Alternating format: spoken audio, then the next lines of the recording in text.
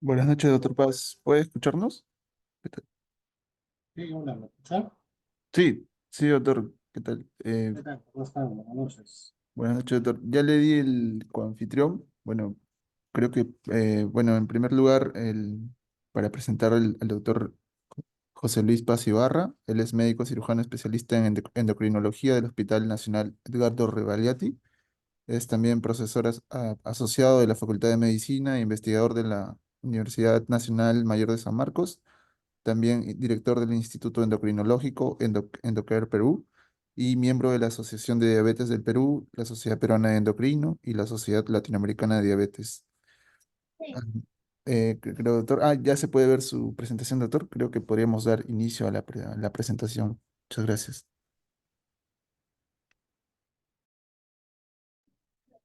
Bien, gracias por la invitación. Felicitaciones también a los organizadores por la iniciativa de continuar con ese tipo de actividades durante vacaciones. Bienvenidos todos, los felicito por estar presentes un día sábado a las 8 de la noche para escucharme en los siguientes minutos eh, que nos han brindado para conversar sobre un tema importante y de mucha trascendencia en la práctica médica. Independientemente de la especialidad que ustedes tengan la seguridad de que van a tener la ocasión de tratar personas con diabetes y creo que no necesitamos ser endocrinólogos exclusivamente para manejar este cuadro. Independientemente de la especialidad que elijan ustedes, sea clínica o quirúrgica, siempre van a tener frente a un paciente con diabetes y hay que tener ciertas ideas claras como para dar una atención adecuada. El tema de esta noche es algo terapéutica en relación a la diabetes tipo 2 fundamentalmente, debido a que es la diabetes con mayor frecuencia. ¿Ya? Voy a anular el video para mejorar la transmisión. Bien, ¿se ve la pantalla entonces? Sí, doctor. Listo, gracias. Hace más de 100 años, alguien en Estados Unidos indicaba esto, ¿no? Es esencial darse cuenta de que la diabetes, como se entiende comúnmente, es decir, el paso del azúcar en la orina, no es una enfermedad en sí misma. Las manifestaciones de la hiperglicemia son signos de una enfermedad y en resumen hay varios tipos de diabetes y su resultado varía desde una molestia personal moderada hasta la fatalidad invariable. Es importante que tengamos en consideración, ¿ya? Van a tener ustedes pacientes con diabetes tipo 2 asintomáticos que los van a diagnosticar por algún examen de chequeo general, examen previo vacacional, examen laboral, prequirúrgicos, etcétera, que estén asintomáticos y que debuten con diabetes o que se les encuentre la hiperglicemia con los criterios que vamos a mencionar, y otros que van a debutar con crisis hiperglicémicas, comúnmente llamado pues el coma diabético, ¿no? Y que van a fallecer si es que no tienen un manejo pues adecuado. Por lo tanto, no es una enfermedad en sí, ya ustedes saben, la diabetes es contempla muchas formas donde la hiperglicemia solamente es una manifestación del cuadro clínico bioquímico. Y es así que actualmente tenemos un espectro fenotípico de la diabetes. A la izquierda podemos tener la diabetes tipo 1 clásica, aquel niño con pérdida de la producción de insulina por mecanismos autoinmunes contra la célula beta, adelgazados que debutan con hiperglicemia y cetoacidosis diabética fundamentalmente. Y en el otro extremo, la persona con diabetes tipo 2 obesa, con historia familiar, 40 años a más generalmente, con la catosis nigrícase por medio, pues sí que debuta de manera sintomática o sintomática. Y en el intermedio tenemos las diferentes formas de diabetes que actualmente se están reconociendo. Podemos tener un diabético tipo 2 que comienza en la infancia, fundamentalmente en la pubertad y en la adolescencia. Así como podemos tener diabetes tipo 1 en la adultez, nosotros vamos a conocer como la diabetes LADA, ¿de acuerdo? Y simplemente para tratar de definir ante qué paciente estamos, Consideramos pues la edad, consideramos la producción de insulina con la medición de péptido C, pedimos anticuerpos contra las células beta para determinar la presencia de autoinmunidad.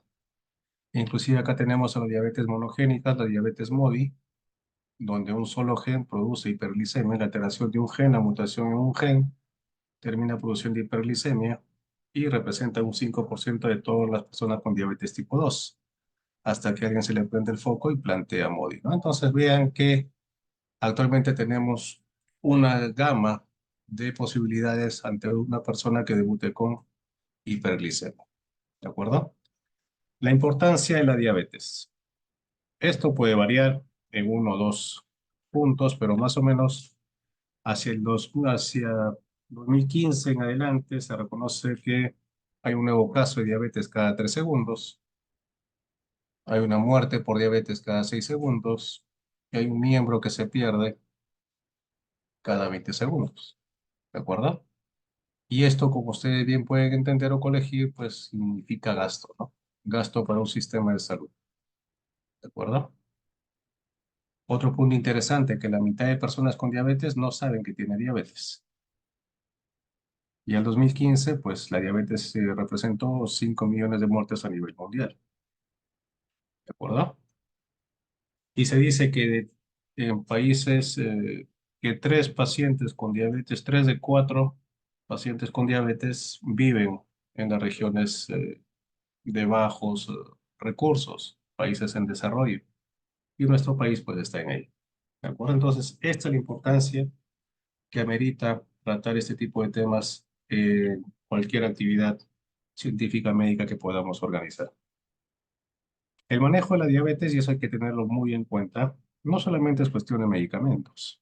Como pueden ver acá, los medicamentos están acá en este extremo, pero debemos ser capaces nosotros de mejorar la parte nutricional, fomentar la actividad física, obviamente usar medicamentos orales o parenterales, y actualmente la cirugía metabólica, la cirugía bariátrica también es parte del manejo de una persona con diabetes tipo 2. Por lo tanto, debemos procurar, ante todo paciente que llegue a nosotros, brindar este manejo integral. ¿De acuerdo? Nutrición, estilos de vida, medicamentos, cirugía. Proponerle, ofrecerle. Pero todos estos 4 componentes del tratamiento integral, pues tiene que ir basado en un tema de educación, ¿no? Educación al paciente, educación a la familia. Ya lo dijo el doctor Joslin, Elliot Joslin, hace más de 100 años también, que la educación es todo el tratamiento de la diabetes. ¿De acuerdo? Y eso nosotros debemos recordar en todo contacto que tengamos con este tipo de pacientes.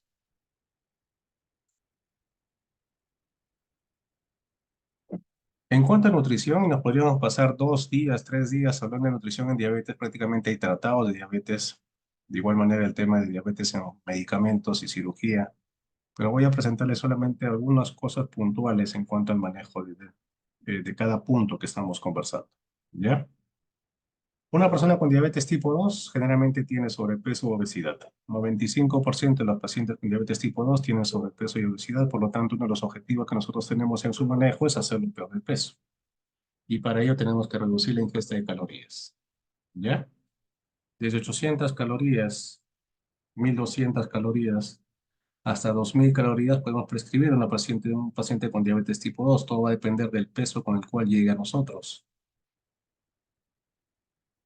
Los macronutrientes deben ser prescritos, ¿ya? En porcentajes, carbohidratos, proteínas, grasas. Acá esta tabla nos puede indicar lo que nosotros debemos prescribir. Como médicos y profesionales de la salud, nosotros entendemos este tipo de cosas, pero el paciente no. El paciente no sabe qué son calorías, el paciente no sabe qué son carbohidratos complejos, el paciente no sabe lo que son las grasas trans, los ácidos grasos monoinsaturados, poliinsaturados, ¿de acuerdo? No saben lo que son micronutrientes, vitaminas, etcétera. Por lo tanto, nuestra obligación como médicos que tratamos pacientes con diabetes tipo 2 es traducir estas cosas, estas recomendaciones generales que dan las guías de manejo a nivel internacional al lenguaje común y corriente que manejan nuestros pacientes.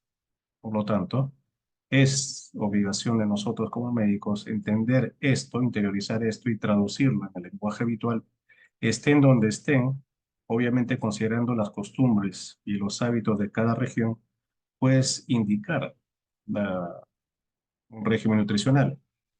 Tal vez no hay tiempo, tal vez desconocemos, entonces nos apoyamos en los licenciados en nutrición, pero también hay que recordar pues, que hay licenciados y licenciados. Por lo tanto, si vamos a trabajar en grupo, si vamos a trabajar en un equipo multidisciplinario, todos los miembros de este equipo multidisciplinario deben estar capacitados de manera adecuada y hablar todos el mismo idioma en cuanto a indicaciones. Hace mucho tiempo atrás, nosotros teníamos ciertas dificultades con los nutricionistas cuando indicaban el consumo de jugo de frutas, ¿no? A los pacientes. Está bien, la fruta es algo natural, es cierto, pero se recomienda mejor consumir la fruta masticando, ¿no? La fruta entera, con su fibra, con su cáscara. Porque cuando lo hacemos en jugo, pues metemos mucha fruta y eso al final no es tan conveniente. ¿Ya? Estas recomendaciones están en todas las guías de manejo. Por lo tanto, tenemos que recordar y considerarlo. En cuanto a nutrición, el tema de índice glicémico, carga glicémica, ya está demostrado con este estudio Pure del año 2021. Previamente ya había sido indicado, donde el mayor consumo de alimentos con índice glicémico alto, carga glicémica alta, correlaciona con y mortalidad cardiovascular.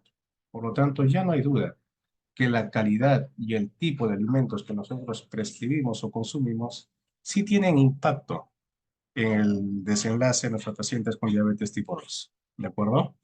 En ese sentido, tenemos que saber qué alimentos contienen índice glicémico bajo, qué alimentos tienen carga glicémica baja, para que sean estos alimentos los que nosotros debemos prescribir y debemos recomendar. ¿Ya? En resumen, en cuanto a nutrición, lo ideal sería que nuestros pacientes tengan este tipo de alimentación. Frutas 3 veces al día, granos 3 veces por semana, productos marinos 2 veces por semana, hortalizas vegetales 2 a 3 veces al día, productos lácteos 2 a 3 veces al día, aceite de oliva 3 a 5 veces al día y frutos secos 1 vez al día. ¿De acuerdo? Idealmente, estos serían los alimentos que nosotros debemos recomendar.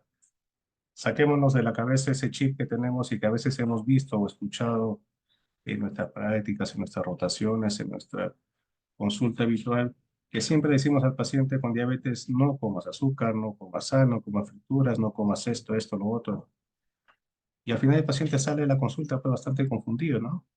Si lo que me ha dicho el doctor que no debo comer es lo que suelo comer, entonces debemos enseñarle, debemos procurarle decirle las cosas que sí deben comer. Pero acá viene otro limitante, ¿no? Es el tema del costo. Estas cosas que ustedes ven en la pantalla, pues obviamente cuestan más.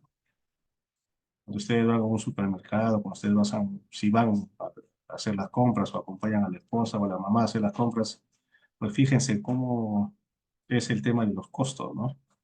Lo que es saludable, lo que es dietético, lo que es light cuesta el doble o el triple de los refinados, de los ultraprocesados, y por lo tanto las personas no tienen esa posibilidad de consumir o acceder a este tipo de alimentos. Y esto ya tiene un tema o una connotación política, ¿no? Algún momento cambiará, pero bueno, por lo menos llévense la imagen que les dejo en esta diapositiva, donde debemos recomendar el consumo de estos alimentos. Terapéutica siempre lo vamos a relacionar con medicamentos. Por esa razón, en este momento de la presentación vamos a conversar un poco sobre lo que es el tema farmacológico, sin antes mencionar el tema de la actividad física. En cuanto a actividad física, es una cuestión también bastante variable. Ya no podemos prescribir la misma cantidad de actividad física a todos los pacientes. Eso va a depender de la edad del paciente, las comorbilidades, la costumbre o hábito que tenga la persona de hacer actividad física. Ya si es una persona que nunca ha hecho ejercicio, no la vamos a mandar a correr un 5K o un 10K de la noche a la mañana. Tenemos que prescribir ejercicios. Y eso también es un arte. Los ejercicios que debemos prescribir o debemos recomendar son ejercicios aeróbicos, ejercicios de resistencia y ejercicios de estiramiento. ¿De acuerdo? ¿Los 3 tipos de ejercicios son válidos? Claro que sí. 30 minutos, 40 minutos, 1 hora al día es una posibilidad que nosotros debemos tratar de llegar en todos nuestros pacientes. Obviamente, el que nunca ha hecho ejercicio, pues vamos a comenzar con pocos minutos, 10, 15 o 20, interdiario y cada 2 semanas o cada 3 semanas, dependiendo de cada persona, podemos ir subiendo la duración, la intensidad y variando la actividad física que vamos a recomendar. Por lo tanto, ¿es parte del tratamiento? Claro que sí.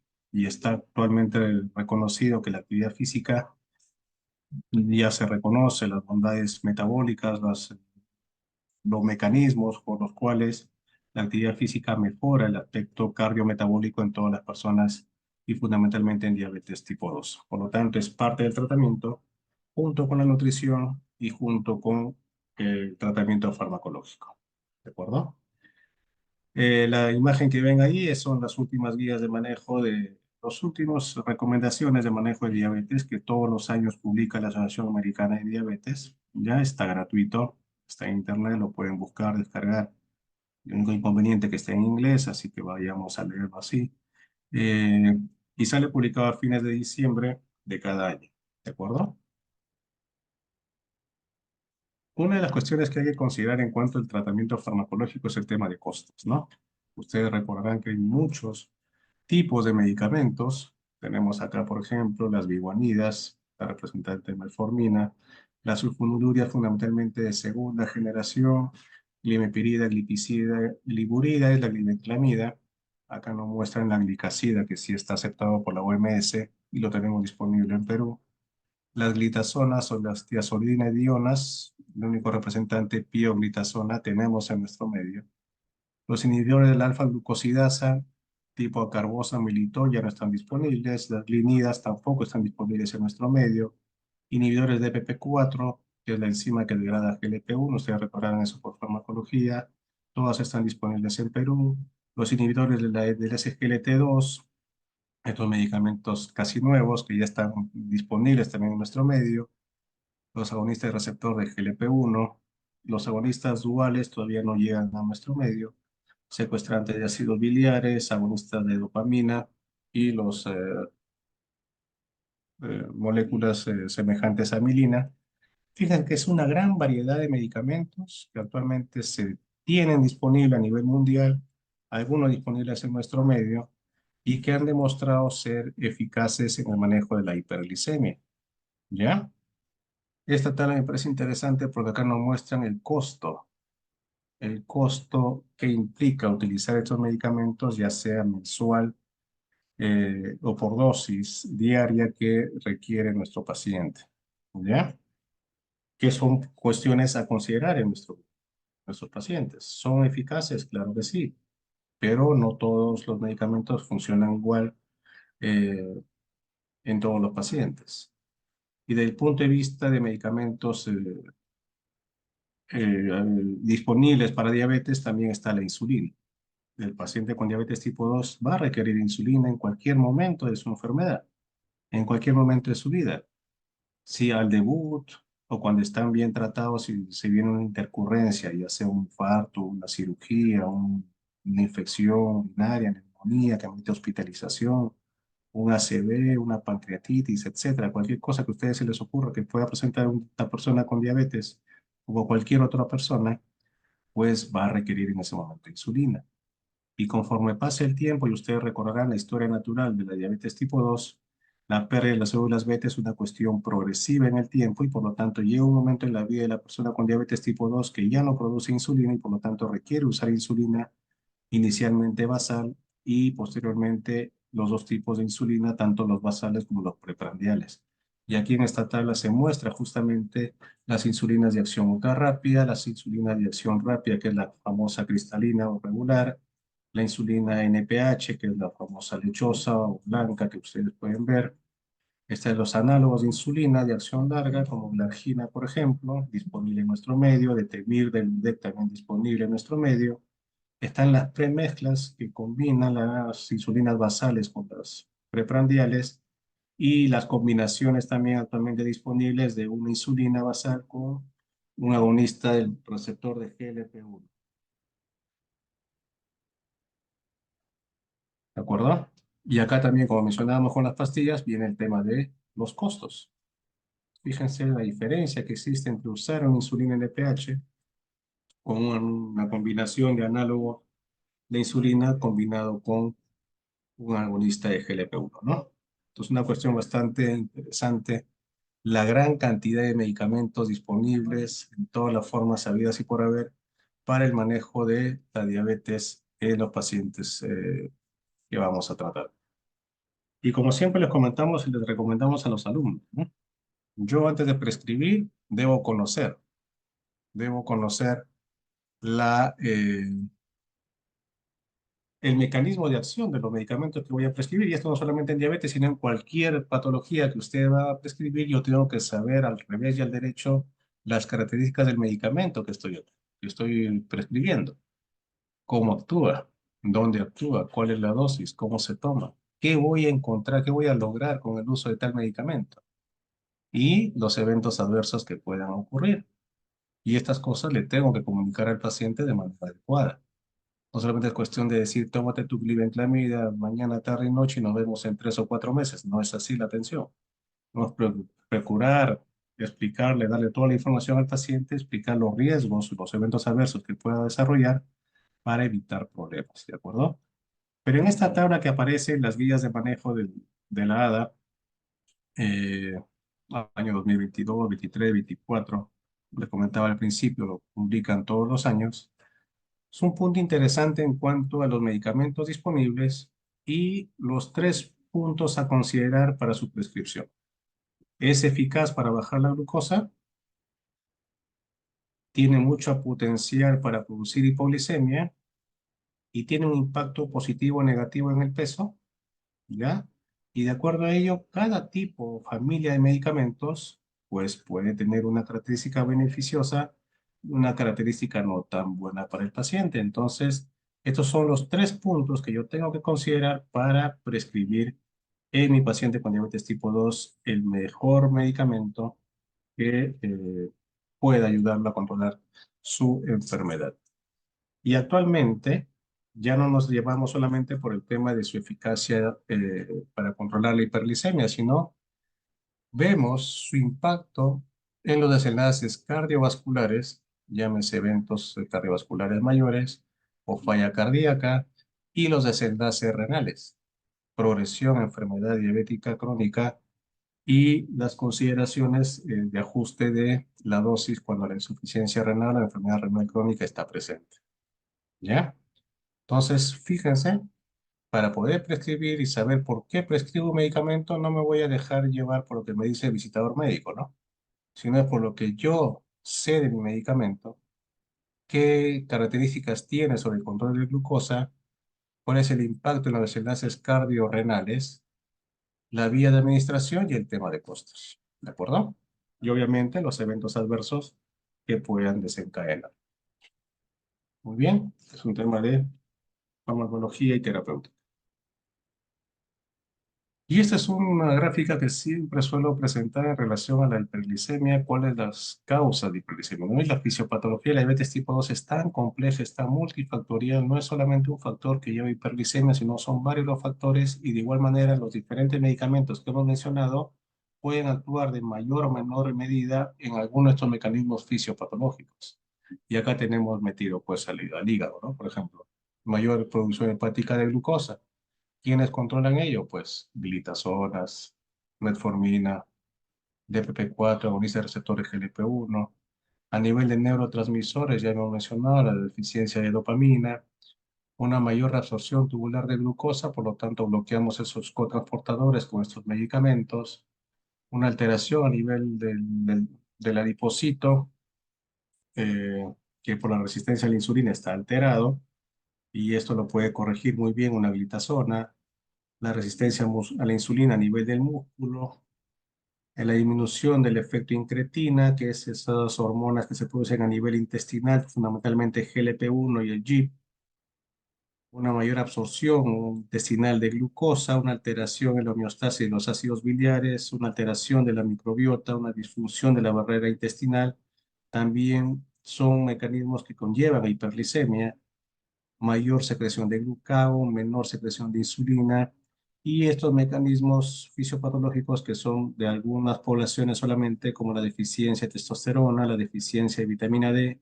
y la sobrecarga de hierro, con alteración del sistema renina-angiotensina, conllevan a hiperglicemia, ¿no? Entonces, voy a prescribir un medicamento en base a lo que las recomendaciones internacionales y nacionales nos den, así como y tengo la obligación de conocer cómo actúan estos medicamentos tratando de corregir los mecanismos fisiopatológicos de la hiperglicemia propio de la persona con diabetes tipo 2. Y es así que les comentaba que hemos pasado de un control, de un enfoque glucocéntrico, ya hace algunos años nuestro enfoque era controlar glucosa de todas formas, había así por haber, combinando medicamentos, y esto sabemos muy bien que ya ha cambiado. No solamente vamos a controlar la hiperglicemia, ya es un mecanismo importante, sí, pero no es el único. Y para ello, pues justamente nosotros tenemos que considerar los objetivos, ¿no? Los objetivos glicémicos. En toda persona con diabetes, con la mayoría de ellos, voy a buscar glicosiladas menores al 7%, glicemias en ayunas o preprandiales entre 80 y 130 y postprandiales hasta 180. ¿De acuerdo? Y también debo considerar el tema de la hipoglicemia, que es un punto importante también que puede limitar y hacerme cambiar mi prescripción. Y la hipoglicemia la definimos con valores por debajo de 70. Acá en esta tabla que tomamos de los estándares de manejo, hay tres niveles de hipoglicemia: menos de 70, la hipoglicemia leve, digámoslo así; la glucosa menos de 54, el nivel 2; y la hipoglicemia severa es aquella hipoglicemia en el cual la persona ya tiene trastorno de sensorio y que requiere la atención de una tercera persona para el manejo de la hipoglicemia. Por lo tanto, ya podemos nosotros definir el nivel de hipoglicemia que desarrollan nuestros pacientes con el control glicémico, ya sea capilar o con el monitor continuo de glucosa. Del enfoque glucocéntrico hemos pasado al enfoque holístico, un enfoque en el cual debemos prescribir medicamentos que hayan demostrado en estudios grandes con miles de pacientes proteger esos dos órganos que habíamos mencionado previamente en la tabla de antidiabéticos, ¿no? Medicamentos que hayan demostrado ser eficaces en la protección, en la prevención de la enfermedad cardiovascular y renal diabética, ¿verdad? Y esta es una tabla, un gráfico que no vamos a desarrollar íntegro, pero más o menos ustedes recordarán que la mayoría de guías hasta el año eh, 2018, 2019, nos decían, pues, persona con diabetes, dieta, ejercicios y metformina, ¿cierto? Pero a la luz de la evidencia con nuevos medicamentos, fundamentalmente los ISGLT2 o los agonistas del receptor de GLP-1, este enfoque ha variado. Tenemos acá arriba, persona con debuta con diabetes, hacemos cambios en los estilos de vida, damos educación y soporte al paciente y a la familia, y tratamos de determinar cuáles son las características del sistema de salud en el cual el paciente se desenvuelve, ¿no? Luego de ello, tenemos que establecer lo siguiente. ¿Tiene mi paciente enfermedad cardiovascular ya establecida? ¿Tiene mi paciente insuficiencia cardíaca? ¿Tiene mi paciente enfermedad renal crónica? Y si la respuesta es sí, el medicamento con el cual vamos a iniciar ya no será solamente metformina, sino será de frente un SGLT2, un agonista receptor de GLP-1. Evaluamos en 3 o 4 meses la glicemia con la hemoglobina glicosilada y podemos agregar o ir modificando el tratamiento según los resultados que vayamos teniendo. Esto por el tema cardiovascular, enfermedad isquémica coronaria, enfermedad aterosclerótica. Si tiene mi paciente diabetes y tiene falla cardíaca, ¿de acuerdo? De frente, el mejor medicamento a elegir será un ISGLT2, ¿de acuerdo? Si tiene enfermedad renal, ya sea por disminución de la función renal o albuminuria, ¿de acuerdo? Aquí otra vez, aparte de estar en mi paciente con IECAS o VARA2, debo agregar ISGLT2, ¿de acuerdo? Entonces, fíjense, ya nuestro enfoque debe ser así. Debuta mi paciente con diabetes, tengo que evaluar enfermedad aterosclerótica cardio-cerebrovascular, falla cardíaca y enfermedad renal. ¿De acuerdo? Y si no tiene nada de ello, bueno, pues vamos a darle el enfoque, entre comillas, tradicional. Manejar la glicemia con metformina o terapia de combinación que con medicamentos que hayan demostrado eficacia real adecuada para alcanzar y lograr metas de manera rápida. ¿De acuerdo? Entonces, ¿metformina sigue siendo el primer nivel? Claro que sí, pero también te dan luz verde para utilizar combinaciones con el objetivo de alcanzar la normoglicemia de preferencia en personas jóvenes o un control estricto de la glicemia y de los otros factores cardiovasculares clásicos desde un principio, ¿no? Y otro al paralelo, el tema del peso. Mira, les decíamos que el 95% de los diabéticos tipo 2 tienen sobrepeso o obesidad. Por lo tanto, el manejo de la obesidad, del sobrepeso, también es un punto importante desde el principio que ustedes detectan una persona con diabetes. Cambios en estilo de vida, medicamentos para bajar de peso e inclusive la cirugía metabólica o la cirugía bariátrica. ¿Está bien? Entonces, creo que podemos entender mucho la forma como ha cambiado al momento actual el manejo inicial de la persona con diabetes. Y en cuanto a la cirugía, pues la cirugía, nosotros sabemos que la cirugía bariátrica es un boom al momento actual. Muchos cirujanos jóvenes están metiéndose al tema de la cirugía metabólica bariátrica. La recomendación como endocrinólogos que le damos a nuestros pacientes es que se operen con personas que tengan experiencia en la realización de este tipo de procedimientos. Y actualmente existen instituciones internacionales que dan la certificación a los cirujanos generales o los cirujanos endocrinos para realizar este tipo de intervenciones. Los tres procedimientos clásicos que tenemos de cirugía bariátrica, acá le mostramos la banda gástrica, que en el momento actual ya no se recomienda. Era una banda autoajustable que se ponía cerca al fondo gástrico, ¿ya? Y se iba ajustando para ver la tolerancia a la disminución del consumo de alimentos del paciente, pero con las complicaciones que tenía, ya se dejó de usar. Actualmente estos son los dos tipos de cirugías que se suelen recomendar. Una manga gástrica, que es la gastrectomía vertical, y está el bypass gástrico, ¿no? Con J de Rux, donde se disminuye tanto la capacidad gástrica y se disminuye el área de absorción, dejando aproximadamente 1 metro de hilo distal, ¿verdad? Este es el más eficaz, este es el más fácil y cómodo para hacer para muchos pacientes. Va a depender del tipo de paciente y sus características en cuanto a la comida para elegir uno y otro procedimiento. Luego de ello, ustedes van a encontrar o van a escuchar, generalmente eso lo suelen decir los cirujanos, ¿no? Que yo te opero y te curo la diabetes, ¿de acuerdo? Nosotros como endocrinólogos nunca, no solemos mencionar el término curación de la diabetes. Nosotros solemos utilizar el término remisión de la diabetes. Y actualmente ya existen criterios para definir remisión de diabetes. Entonces, con esto que les quiero decir, que si un paciente debuta con diabetes, existen intervenciones que permiten, en algunos de ellos, siempre y cuando se sigan las indicaciones al pie de la letra, que se puede revertir esa hiperglicemia y regresarlos a la normoglicemia. Con eso no estamos diciendo que se curan, estamos diciendo que remiten, se controlan. Y acá están las definiciones que estos expertos plantean sobre el término de remisión de diabetes cuando utilizamos medicamentos, cuando utilizamos cirugía o cuando cambiamos estilos de vida de manera intensiva, ¿de acuerdo? Y el objetivo es llevarlos a la normoglicemia sin la necesidad de medicamentos, ¿de acuerdo? Ese es el objetivo o la definición de los criterios de remisión. Algunos ejemplos sobre ello lo vamos a mencionar a continuación, pero no quiero dejar pasar lo que les suelo decir a los estudiantes internos y residentes que pasan por el servicio en relación a las guías de manejo. Les presenté hace un momento los estándares de manejo de la ADA, que anualmente sacan sus actualizaciones, y tenemos una guía regional.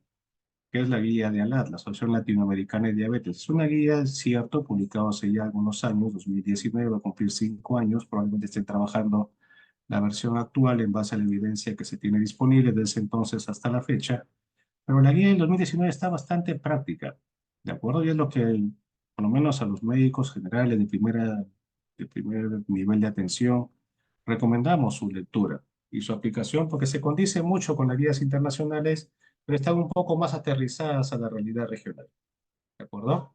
Acá, por ejemplo, ¿qué tenemos de manera práctica? Paciente que debuta con diabetes o que llega a ustedes con diabetes, ¿no? Lo metemos a un programa estructurado de cambios de estilo de vida para corregir qué cosa, el sobrepeso, el sedentarismo y el tabaquismo, ¿de acuerdo? Podemos utilizar medicamentos para manejar el peso. Si tiene índice de masa corporal más de 35 o es candidato a remisión, inclusive de frente podemos plantear cirugía bariátrica o dieta de muy bajas calorías. Luego de ello, planteamos, ¿es un paciente clínicamente estable? Si no está clínicamente estable, ha debutado muy sintomático, con pérdida de peso importante, deshidratado o una crisis hiperglicémica, este lo pasamos a insulina basal, ¿de acuerdo? E inclusive, si hace crisis hiperglicémica, lo metemos a UCI y le pasamos insulina endovenosa, ¿ya? Y ya luego, una vez estable, ya lo pasamos al otro esquema. Si el paciente está estable y tiene una glicosilada menos de 8%, algunos dicen 7%, eh, vamos con monoterapia con metformina, ya sea la de liberación rápida, la de liberación extendida o XR, si hay intolerancia, ¿de acuerdo? Pero si tiene una glicosilada mayor a 8%, recomienda a LAT comenzar con una combinación. Y la combinación es metformina con cualquier medicamento que ustedes conozcan. ¿De acuerdo? Y acá se hace mención justamente lo que mencionábamos en la tabla o en el gráfico anterior del algoritmo de manejo de la ADA, consensuada con la europea, donde si tiene tu paciente historia antecedente de enfermedad cardiovascular, falla cardíaca o nefropatía, la mejor combinación a elegir es metformina con ISGLT2. ¿De acuerdo? Si no hay obesidad o es un adulto mayor, o tiene falla renal, podemos elegir combinar metformina con un DPP-4. Si hay obesidad o tienen antecedentes de enfermedad cardiovascular, combino metformina con agonista de GLP-1. Pero si no tengo mucho dinero o no tengo acceso a estos tipos de medicamentos, pues lo combino con sulfonilurea, ¿no? Pero acá recomiendan vigilar la hipoglicemia. Y cada 3 o 4 meses voy chequeando glicosilada. Y dependiendo de lo que encuentre, puedo combinar 3 medicamentos o ya pasarlo a insulina. ¿De acuerdo? Entonces, cada 3 o 6 meses, y esta es una cuestión importante, cada 3 o 6 meses yo debo evaluar la eficacia de mi tratamiento y si es que no hay logro de metas, tengo que intensificar el mismo. ¿Ya? Un punto importante, evitemos la inercia terapéutica. El estudio DIE, que es un estudio interesante, que justamente nos va a demostrar lo que se logró en Reino Unido con un programa de intervención en estilos de vida solamente, fundamentalmente reemplazando la dieta, que logran mejorar y en muchos casos remitir la diabetes tipo 2. ¿Ya? Es un ensayo de etiqueta abierta, ¿ya? Con diabetes tipo 2, con menos de 6 años del diagnóstico, menores de 65 años con glicosilada menos del 10%, y los resultados iniciales o los resultados duros que buscaban era mantener una pérdida de peso mayor a 15 kilos durante 12 meses de seguimiento y se evaluó en esos 12 meses cuántos de estos pacientes lograban remitir la diabetes tipo 2. ¿Ya? Casi 300 pacientes. En cuanto al sexo estaban por ahí, 54 años, el peso en kilos 106 promedio en varones, 91 en mujeres, con índice de masa corporal de 35 la mayoría, menos de 6 años con diabetes y cuando ingresaron al estudio estaban con dieta 24%, una droga 48% y dos drogas o más 28%. ¿De acuerdo? Dos grupos de intervención. Un placebo comparado con un cambio en estilos de vida, fundamentalmente, acá utilizaron reemplazo de alimentos, ¿ya? Le dieron dieta muy baja en calorías, de aproximadamente 800 calorías al día en cada paciente de intervención. ¿De acuerdo? El grupo de intervención alcanzó el primer resultado final con más de 15 kilos de pérdida de peso en un 24%. El control, ninguno. ¿Cuánto remitieron la diabetes? 46% del grupo de intervención, 4% en el grupo control. ¿Ya?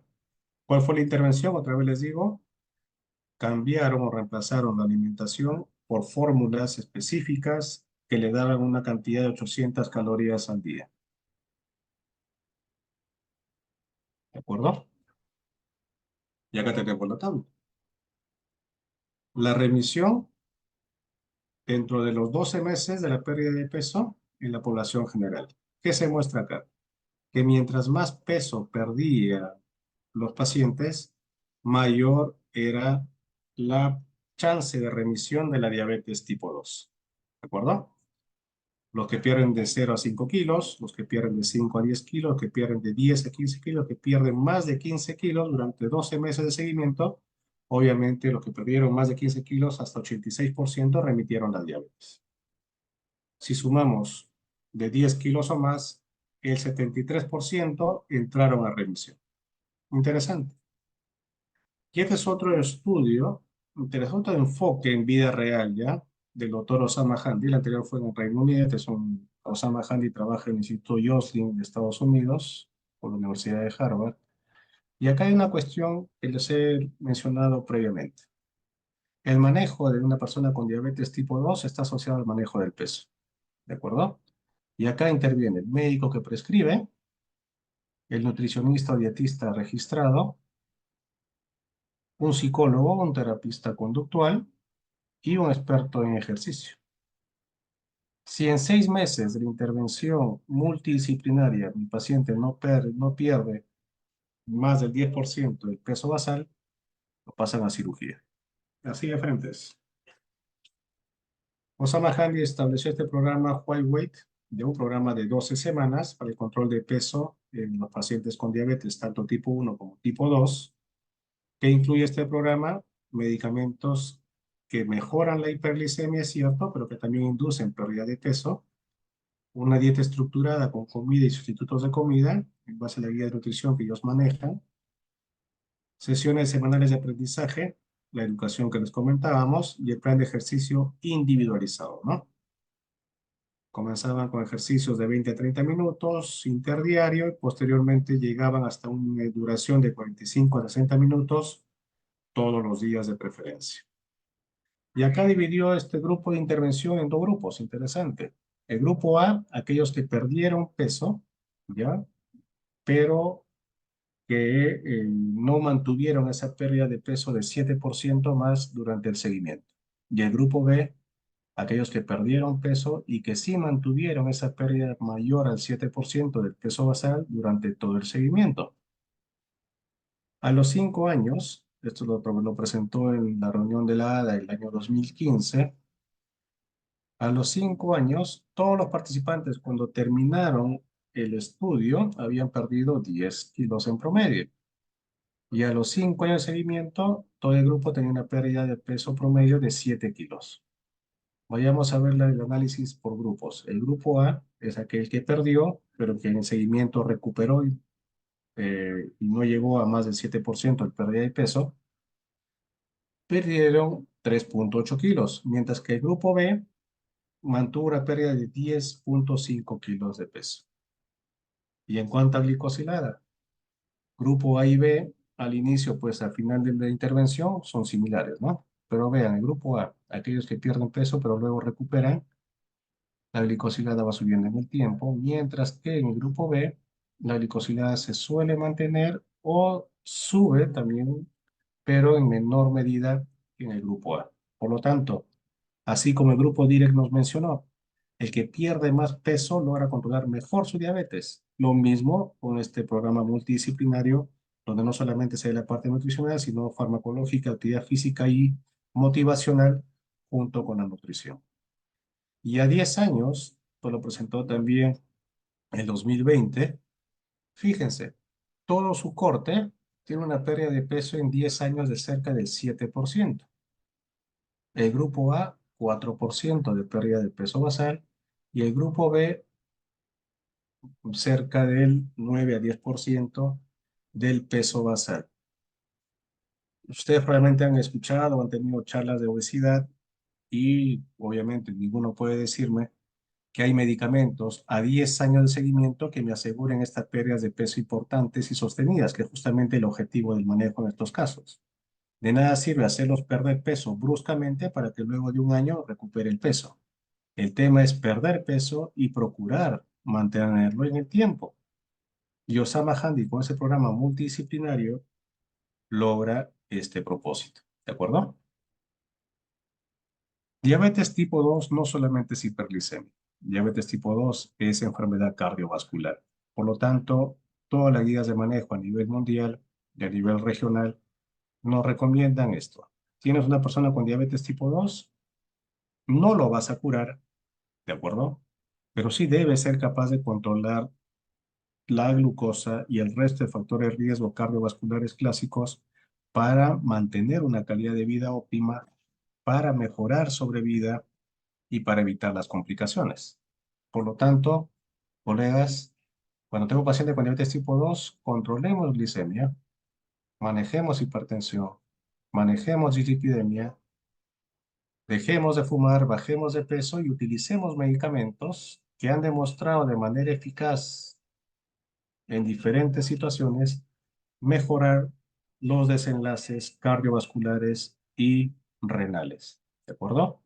Todo esto basado en cambios en estilo de vida y educación, con el objetivo de reducir las complicaciones asociadas a diabetes, tanto micro como macrovasculares. Este es un cuadro interesante. Una pregunta que nos dice, ¿es la cardiopatía coronaria inevitable en pacientes con diabetes tipo 2? Podemos decir al momento actual con los medicamentos que tenemos disponibles que sí se pueden evitar, ¿ya? Pero la única forma de evitarlo es cambiando el enfoque glucocéntrico. Ya no nos enfoquemos solamente en glucosa, nuestro paciente tiene otros factores de riesgo, por lo tanto manejemos todos y utilizamos medicamentos que nos permiten mejorar esos desenlaces, ¿ya? Porque tanto la diabetes y la enfermedad cardiovascular comparten mecanismos fisiopatológicos que ustedes ya aprendieron con el famoso síndrome metabólico. Tanto la diabetes tipo 2 y la enfermedad cardiovascular tienen disglicemia, estado inflamatorio crónico subclínico, dislipidemia heterogénica, hipercoagulabilidad, alteraciones en el eje de la hormona en crecimiento, disfunción endotelial y estrés oxidativo. Y es así que justamente cuando se reúnen los expertos de la ADA con la Asociación Europea para el Estudio de Diabetes, el año 2022, sacaron su documento de consenso donde se establecen 4 puntos principales. Fíjense que al centro está el paciente. Por lo tanto, nuestras indicaciones deben ser individualizadas. No podemos darle el mismo tratamiento a todos los pacientes, porque no todos son iguales. Con el objetivo de prevenir complicaciones y optimizar la calidad de vida. ¿Qué hay que hacer? Medicación para manejar la hiperglicemia, manejo del peso, manejo de factores de riesgo cardiovascular y medicación que hayan demostrado protección cardiorrenal. ¿De acuerdo? Son los 4 puntos del manejo holístico centrado en la persona que actualmente las sociedades internacionales y regionales recomiendan considerar en todo paciente con diabetes tipo 2. Y es así que este profesor, Pablo Ashner, ya hace varios años, recomendaba en sus charlas qué medicamentos utilizar en base a la evidencia que existe en cuanto a prevención primaria o secundaria de enfermedad aterosclerótica, ¿no? Cambios en estilo de vida, control glicémico, medicamentos antidiabéticos, hipolipemiantes, antihipertensivos, antiagregantes y obviamente algo que debemos nosotros recordar y procurar hacer y a veces veo con mucha preocupación que lo olvidamos, es el manejo intensivo y multifactorial desde muy temprano.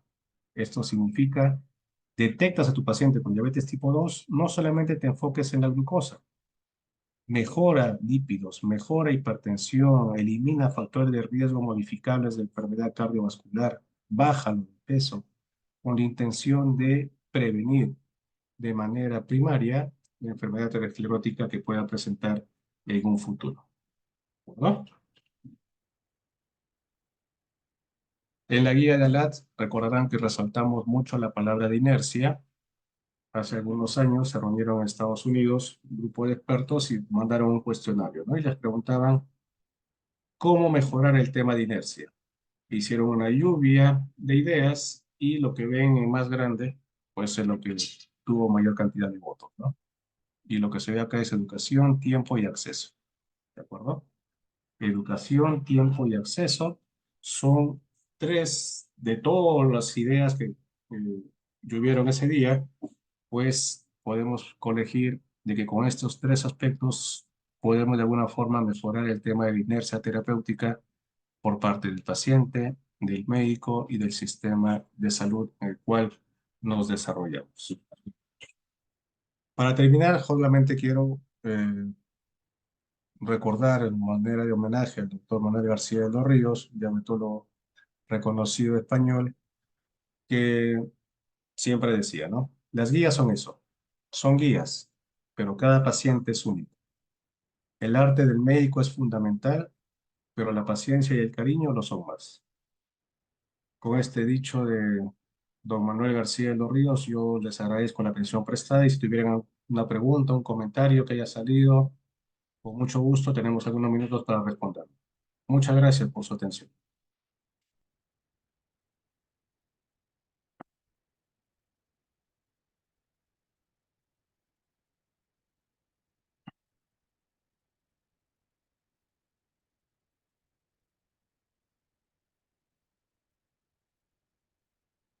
¿Tienen disponible el chat como para hacer preguntas?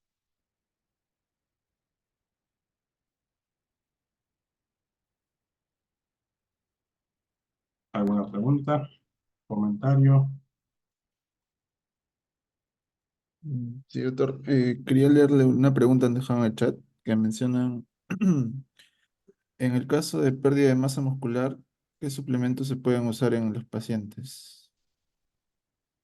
Miren, en cuanto a la masa muscular es un punto interesante. La sarcopenia es un tema que se está desarrollando y reconociendo de manera más frecuente. Se recomienda su evaluación eh, empírica y operativa con estos equipos que es la aprehensión, que es lo más fácil de utilizar, pero lamentablemente no tan disponible, ¿no? La obesidad se acompaña de sarcopenia. Entonces, una de las cuestiones que se recomienda fundamentalmente es la actividad física. De ahí de suplementos a recomendar para mejorar masa muscular, hay en el mercado muchos que dicen mejorar la masa muscular, pero que hayan demostrado en estudios o en ensayos que son eficaces y que realmente ayudan a mejorar eh, o a disminuir complicaciones cardiovasculares, no existen ninguno. ¿De acuerdo? Entonces, recomendar un suplemento para ello, no podría en estos momentos, a la luz de la evidencia, mencionar alguno en personas con diabetes en sí. Los suplementos nutricionales que existen para la sarcopenia en envejecimiento sí tienen evidencia pequeña, es cierto, no hay ensayos que comparen mm, con Ns grandes, pero al menos la evidencia en envejecimiento sí está. Pero en diabetes, la sarcopenia todavía no tiene una forma de tratamiento que se pueda recomendar. Ujú. De acuerdo, doctor. Y la otra pregunta también es, en el caso de tener una paciente con reciente diagnóstico de diabetes, pero esta se rehúsa a usar metformina, ¿qué podríamos indicar? Es un tema interesante, ¿ya? Como les comentaba, la metformina clásicamente desde hace más de 75 años que la utilizamos, llegó a catapultarse como primera línea de tratamiento.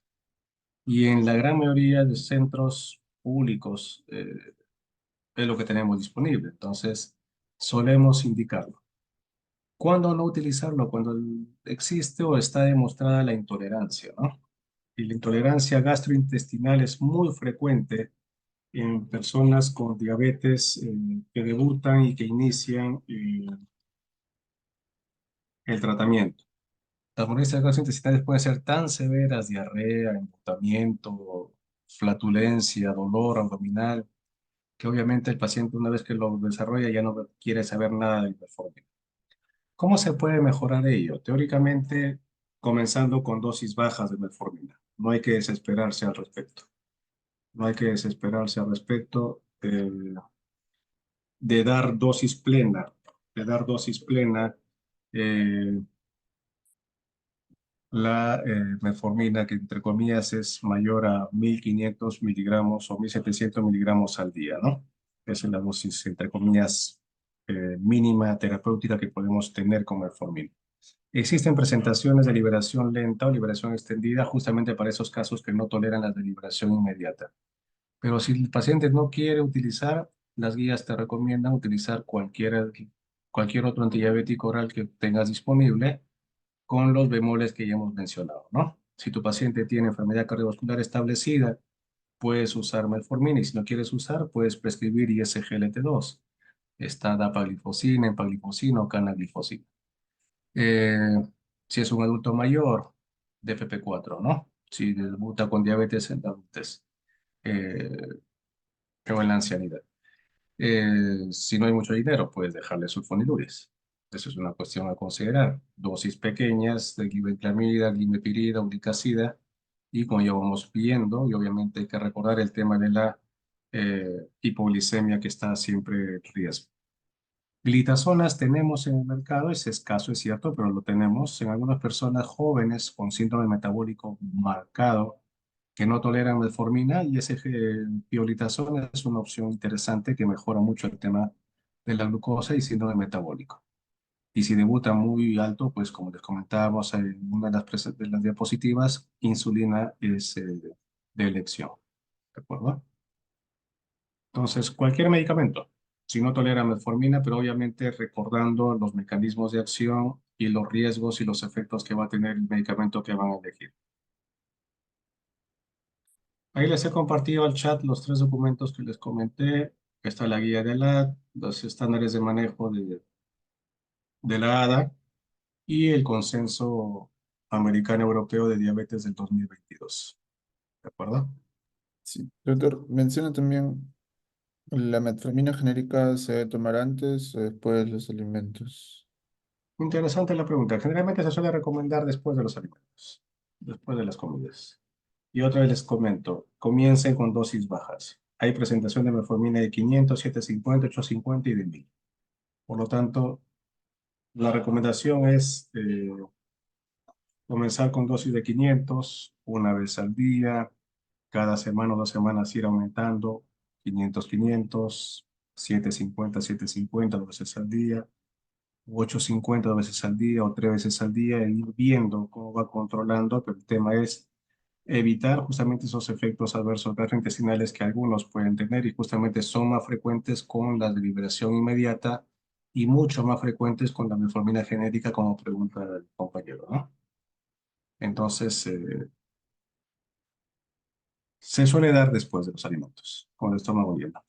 De ahí Ana María pregunta sobre el manejo control del paciente en remisión. Generalmente cada 3 meses, Ana María, habría que estar haciendo un chequeo de glucosa y glicosilada en el primer año que ha suspendido pues el tratamiento, ¿no? Porque les comentaba que remisión es mantenerlo en normoglicemia sin necesidad de medicamentos, ¿de acuerdo?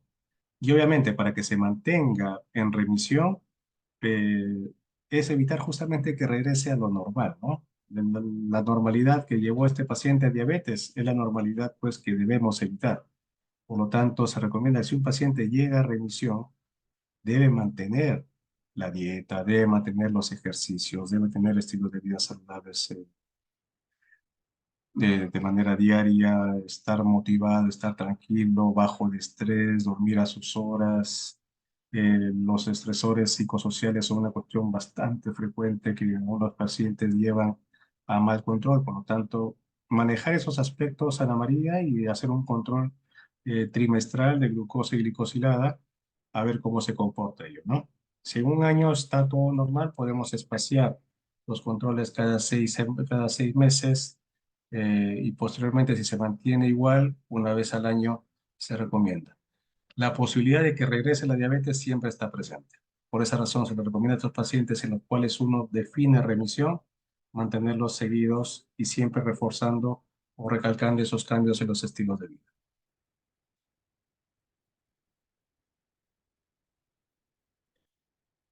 Jackie pregunta sobre la posibilidad de suspender medicamentos a los pacientes que logran un buen control.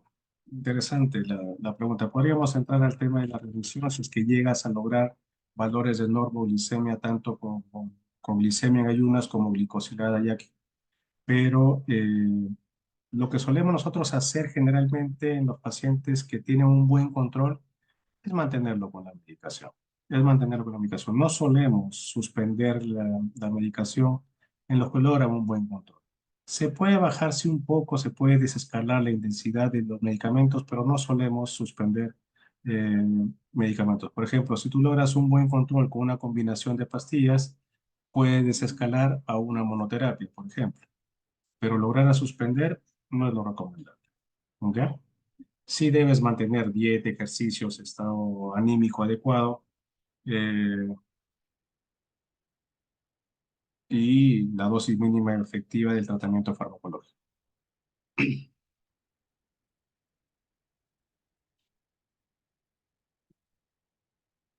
Muy bien. ¿Alguna otra pregunta más? ¿Comentarios? Creo que ya no hay más preguntas, doctor.